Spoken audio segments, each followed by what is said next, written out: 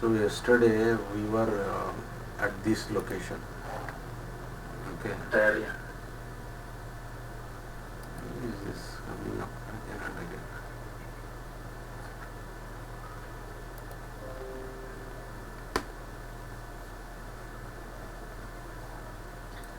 So these are all storage tiers in with respect to security and with respect to the availability.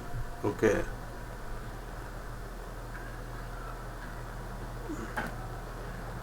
Let's see these things now.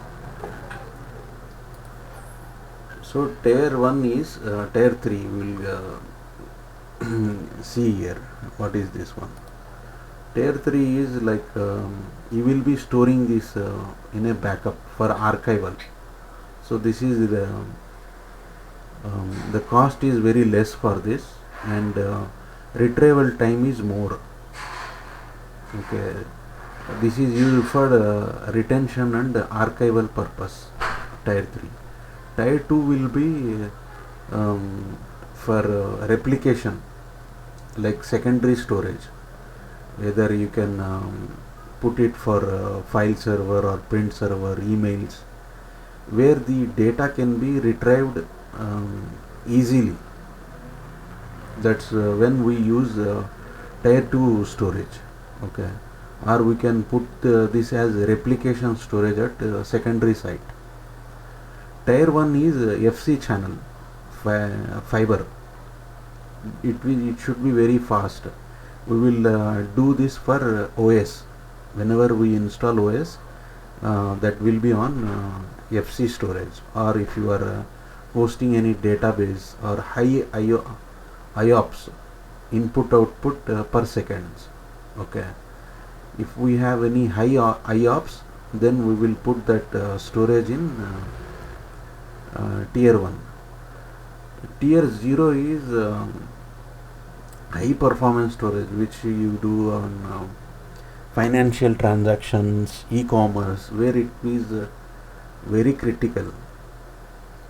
Those kind of stuff we are going to do that on tier 0.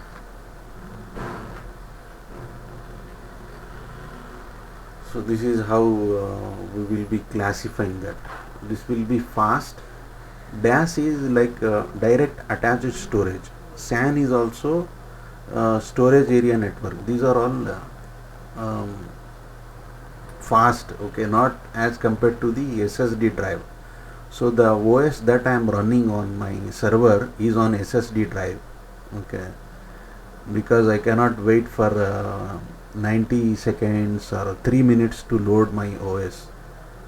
I have installed it on SSD drive.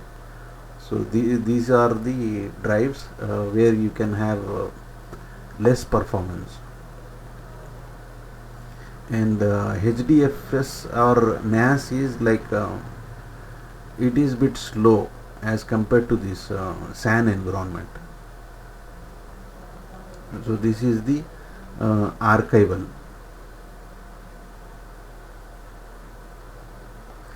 These are the storage tiers. I will show my this one. Okay, my hard disk. Okay.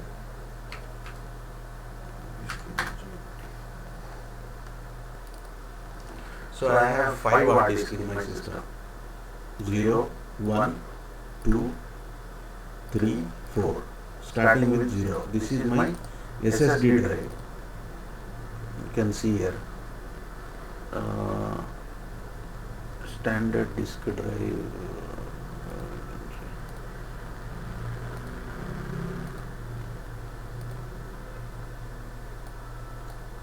This is my SSD drive. A data. And this is also my SSD drive. I have 2 SSD drives. SanDisk, SDS. This is 120 GB. And this is 2 TB hard disk. 2 TB, 2 TB. 6 TB drive I have. All these. These are all my partitions. Okay. So these small partitions are for Linux. I have kept it for Linux. Okay. So why I am using this is because it will be very fast for this operations. So this is Windows 10 I had installed it. It was frequently crashing. So these are all for data. I kept for data. This is for performance. So now we are getting one more um, memory NVM disks. I will show you that one also. Okay. We go to Amazon. Yeah, that hard disk looks like a RAM. I have seen. Yeah. See, my motherboard is not supported for that, or else I would have bought it. So I need to upgrade everything. Nowadays, new coming laptops are hard. Yeah, this is pretty fast. Even it is faster than my SSD drive. Okay. So this is NVM now. Now this will go down. Okay, we will have one more layer above NVMe. Okay. So this is ultra fast, you can tell. Okay. This is allocation by tier in 2020. We are in 2022. These have gone. So it will one by one step will go down. Yeah, one by step will go down. Okay. This is all for archival. Okay.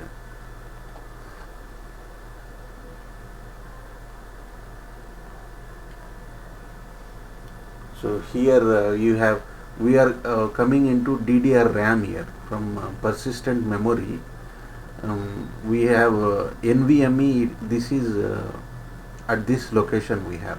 From SSD drive we have achieved at this level. Okay, we will not go to this level. Okay, this is all about the latency, how much time it will take to get that data. Okay. So about what about tape or disk? Tape is always reliable, and it will be traditional way. These are all that advantages over disk, speed, all these factors. So if we compare with tape and disk will be very fast. Tape drives are for storing long data, like you want to put the data for 10 years. Okay, then tape drive is economical. Disk you cannot put that to 10 years or 5 years like that. It should be keep on updating. We should keep on updating these disks, or else disks will fail. I think nowadays tape is not using, right? Tape we are not using, but in banks we will still use that. Whoever is in traditional way, they are going to use the tape drives, or we do the deduplication. If they are not using tapes, then the data will be deduplicated at the other location for 5 months or 6 months of data. So what is the backup schedule that you will do normally? So first we will take Monday full backup. This is on example, typical example. Every Mondays we will take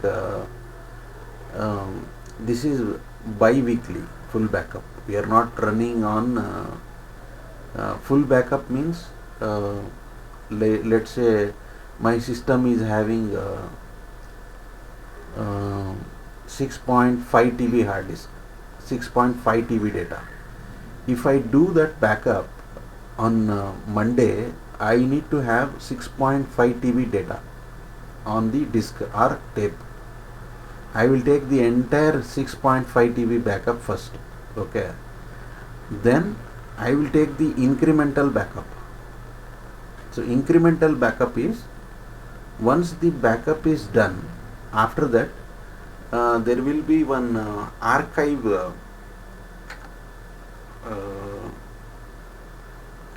archive flag. So if you see here, there will be an archive flag that will be set on this once the backup is taken. Okay, so there will be one archive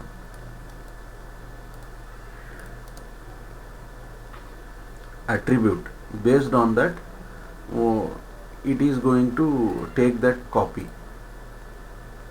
Like if that is set, like I have not modified this.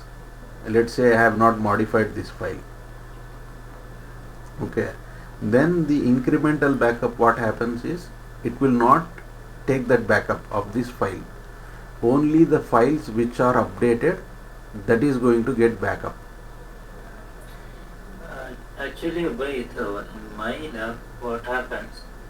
It's taking only incremental backup, but after completing the backup, the server backup size will show the exact one. It's not like the incremented size only. It will be the complete size. It will be showing after the backup. But I know that it's actually taking the increment. No, what happens is that will link to that full backup. If you delete that, this will be this will be gone. It will be Actually, linked the to process the. will be incremental, but the result shows as the full. Yeah, Right. yeah. This will be linked to this full backup. This will be incremental and it will show like as a full backup. So once you delete this one, then these are all useless. So after 2 weeks, again we are taking full backup. So on that we are putting all these incremental backup.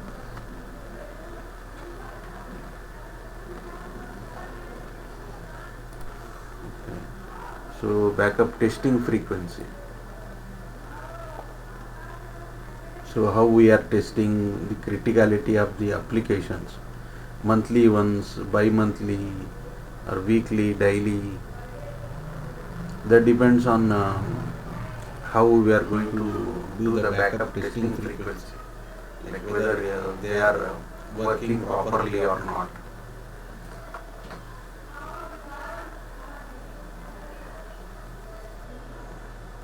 So now we will see what is the backup and redundancy implementation.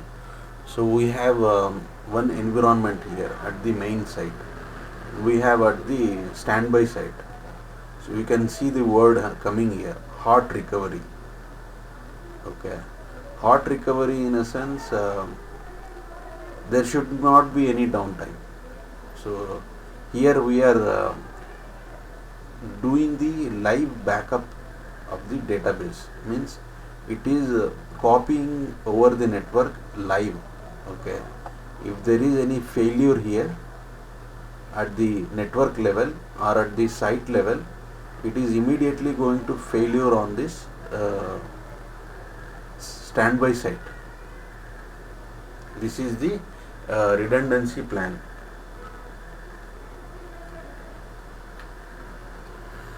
So now we will be doing the storage redundancy.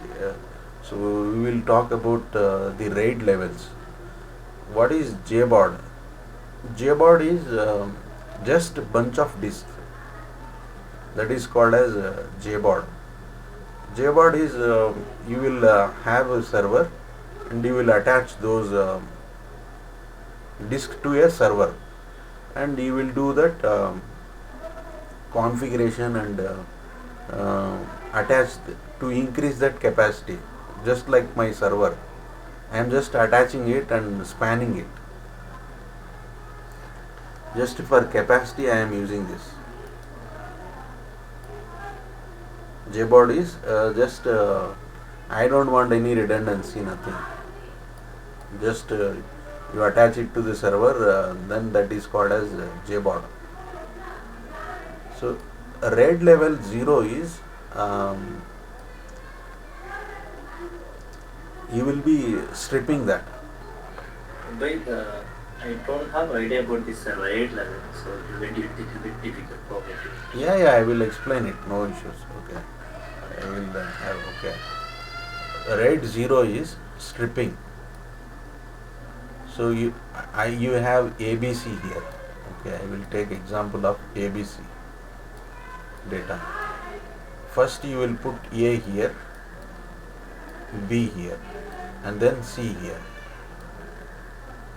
So if disk drive 2 is gone, the entire data will go. The ABC will be gone. So you are storing ABC in 2 disks. Okay.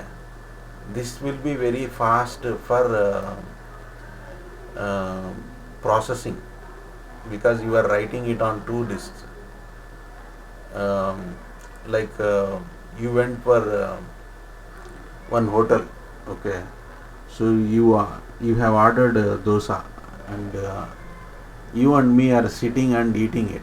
So once you are about to finish, uh, first he will serve you. Okay, you will be eating half. Then he will give it to me. Okay, before I am getting finished, you will finish that dosa, and then the other guy will put that. Okay, you eat it now.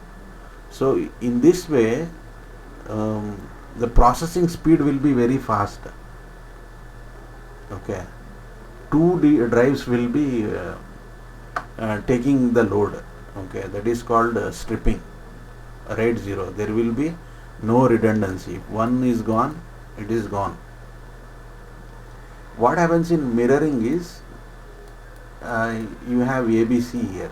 Okay, you first write A here, then you will do A here.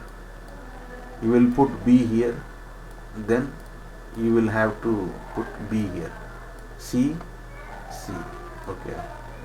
If this goes down, still you will have the data at the mirror disk. So here you are stripping, you will not have redundancy. Here you have one drive redundancy. What happens in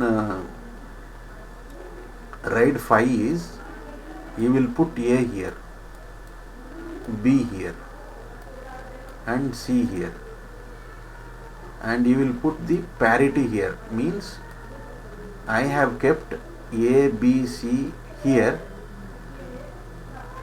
This data I have with me now.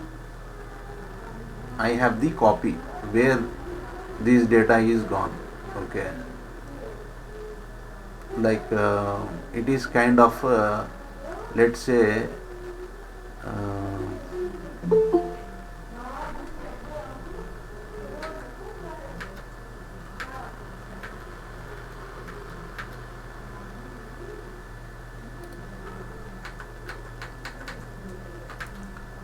where is that? A plus B plus C is equal to D. Right? It's called, huh? What is that? A plus B plus C is equal to D. Okay. Motion joint. Okay.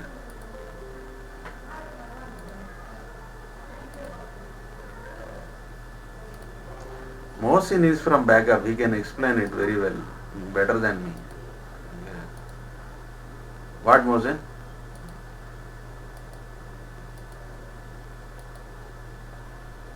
Hello. Mohsin. Yeah, tell me, sir. I want you to explain RAID 6, RAID 5. Huh? I'm not good at that. See, you have spent most of your career in backup. Okay. Of course. Yeah. No, I can, you know, Huh? I don't know to make them understand in a layman language actually. Okay. Those above Okay. We'll take example of ABC only. Okay. You have ABC here. Okay. I will put A, B here. Then I will put B, C here. And then I will put C, A. Okay, this is how it works. Okay, I have the details of this data where I have kept. So you want ABC. Okay, what happens is this drive is gone wrong. Okay, so you want ABC now. I will take A from here, BC from here. Okay, that's how RAID 5 will work. Let's suppose you lost sorry, you lost this drive.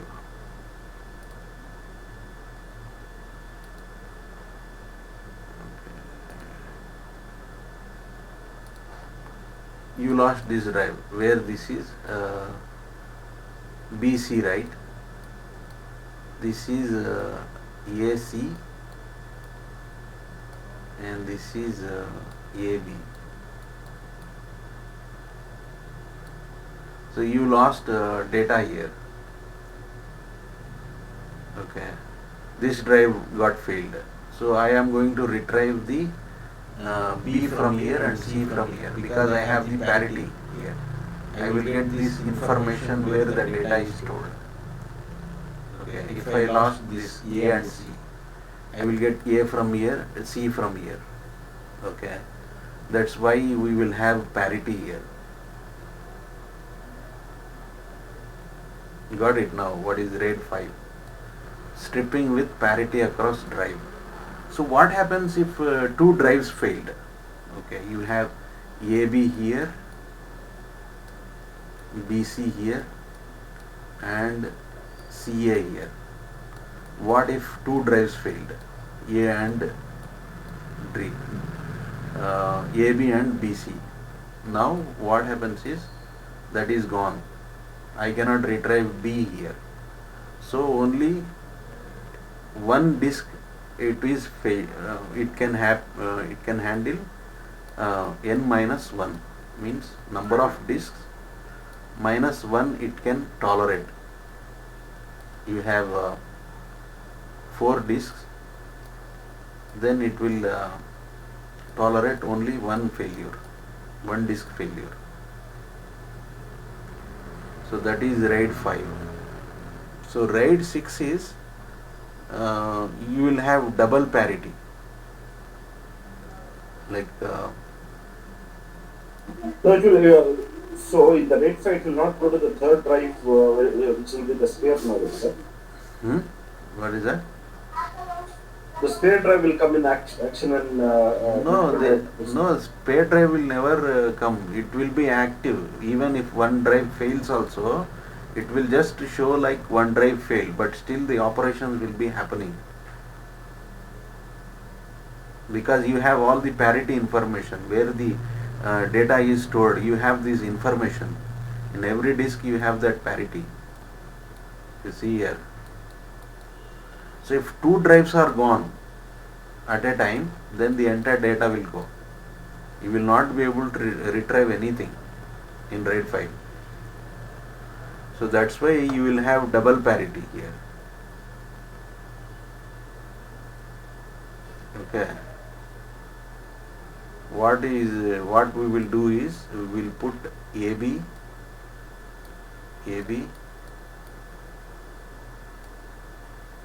and then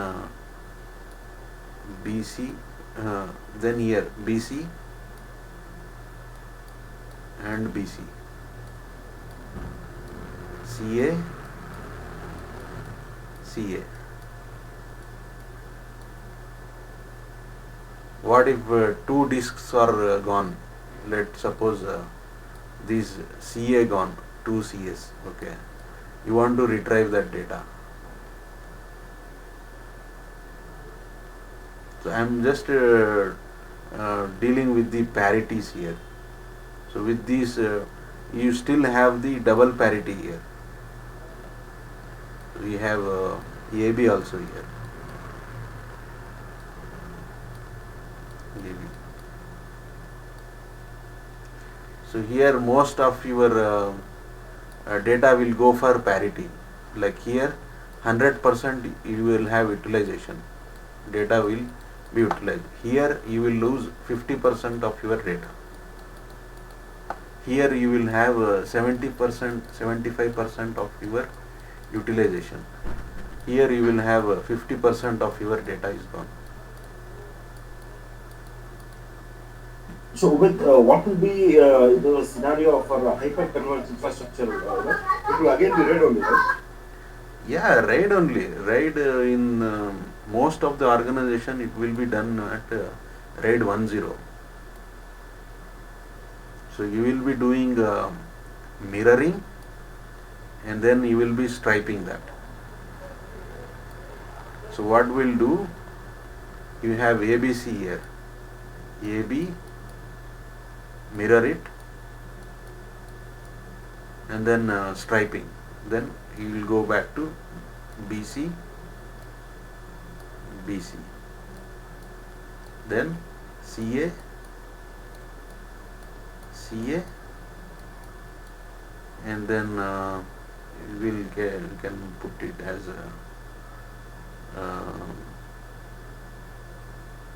CF. So there is no difference between hyper-converged and the traditional RAID? What hyper-converged? Like See, in hyper-converged is a different thing. Okay, the underlying RAID will be similar, the same thing. Whatever you go by the storage in SAN, NAS, the underlying storage yes. RAID will be same. These concepts are same, but they will be implementing RAID 1.0. They will not be having let's say if you have to specify these RAIDs. If your performance is being impacted, you have to ask them what is the performance for RAID 6 and RAID 5. You will not have RAID 1 because that will be very costly. In some organizations you will have RAID 1 because you want very high IOPS. Okay.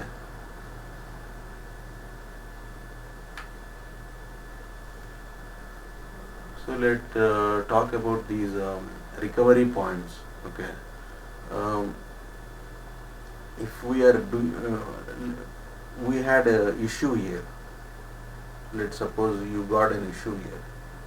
So you had all these tape backups, periodic replication, synchronous replication, clustering, everything you have. Okay. What happens if you got failure? So if you have done the clustering, the failure will be there will be no failure, or you will have seconds to minutes if the clustering is done. So you have not done the clustering. So you want to do the manual migration. It may take hours to weeks because you have to get the data from the periodic replication. You will get the data from here, from the tapes, or wherever you have copied into disk. You will restore it here. It will take hours to weeks depending on the data. So if you are restoring it from the tape restore, it may take even longer time. This is your RPO and RTO. So I will discuss about the availabilities now here. So this one I took it from one book, Content Manager. You will have a nice idea on about how the availability will work.